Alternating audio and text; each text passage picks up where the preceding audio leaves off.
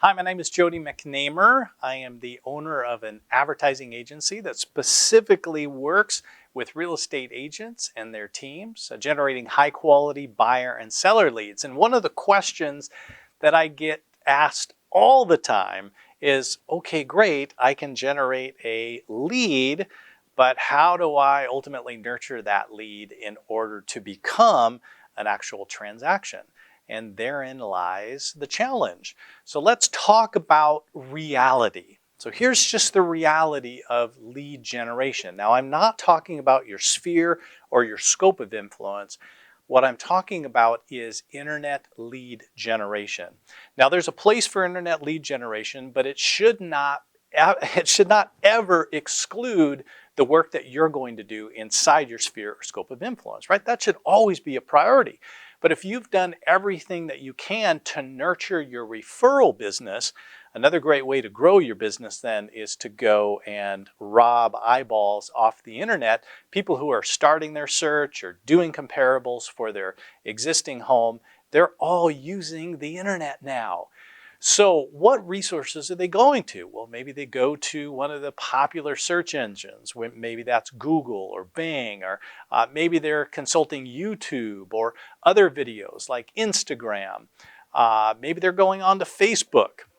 They're collecting information about real estate.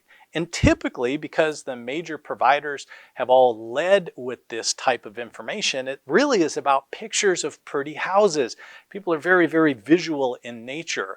So how do you nurture someone that simply you've taken their eyeballs off the internet and directed them to your offering? The way you do that, right, is you have to go where they are.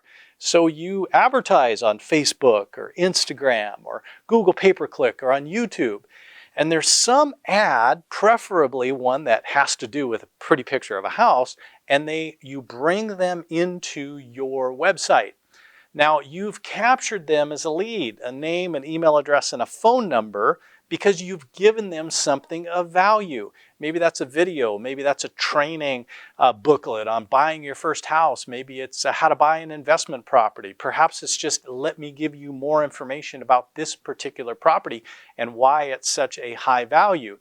But the key is make sure that you give more value in exchange for their valuable information, which is their name, their email address, and their phone number. Now, once you have that, it's essential that you nurture. So what's the process for nurturing? Well, number one, you need to call them, or at the very least, you need to text them. And it's fascinating because there's been multiple studies done that people who give their contact information actually expect some type of contact. And oftentimes, as real estate agents, maybe there's something that holds us back from making that call. Typically, it's our own considerations about things. Well, they're busy, or maybe they don't want to hear from me, or you know what, I'm going to give them a day or two.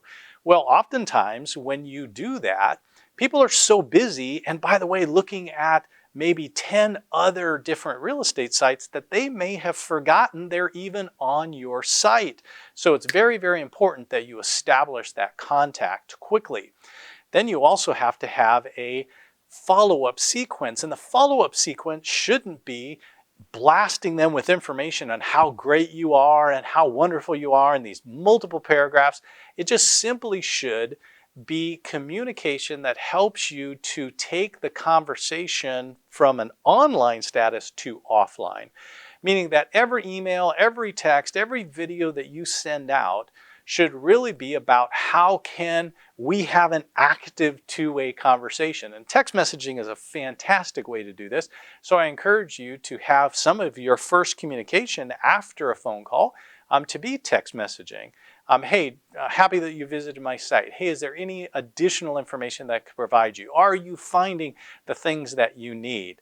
Are you an investor, or are you looking for a property to live in? Hey, I've got some additional time this weekend. Would you like to take a look at a couple of homes? Oh, I noticed that you found that property on 123 Main Street. Would you like to go take a look at it? All of that is meaningful conversation. If your conversations, either via text or email, are more than, in the case of text, 180 characters, and I would say basically a sentence, a question that's eliciting some type of response. And on email, if it's more than 2 or 3 sentences, you got to rethink that, because people are not really reading past the subject line and maybe the first sentence, and you've got to grab them. So having an appropriate nurture campaign is really, really important. It's something that we work with our clients quite a bit, because it's one thing to generate a lead, it's another thing to convert the lead. And in future videos, we're going to talk about managing the sales funnel, which is really, really important, and making sure that you're eliminating the sticky parts of the funnel. But those are some tips that you can use to help you develop a nurture campaign that's reasonable, that's giving really, really good information. And think about it in terms of, what is your client's journey? And the client journey is like literally just the first part of it, which is the awareness part. They're being educated and they're just becoming aware of you, to finally becoming, these massive advocates for you. What steps are needed in that, client journey? And we'll talk more about that and expand on each one of the sections in future videos. So until then, thank you very much for taking your time to watch, and hopefully we'll get a chance to connect again soon.